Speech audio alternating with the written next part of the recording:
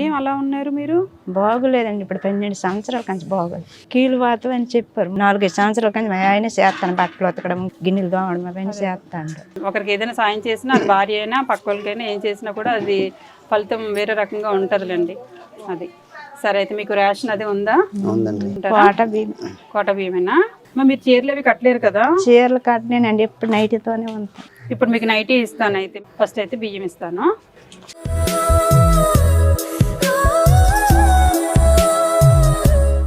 మీకు ఖర్చులకి డబ్బులు ఇస్తున్నాను, సరేనా? ఏమైనా వీడికి మెడిసిన్స్ స్టార్ట్కి నెలకు 1000 రూపాయలు అవుతున్నాయి కదా, అవి కాకుండా ఇంకా మీకు ఎక్స్ట్రా డబ్బులు ఇస్తున్నాను. ఇంకేమైనా కావాలన్నా కూడా కొనుక్కొని పెట్టుకోండి. నిత్యావసర సరుకులు మీరు తినడానికి ఇది ఏం కొనక్కర్లేదు 1 మంత్ వరకు. సరే, కొంచెం తొందరగా చూడండి మేడం గారు.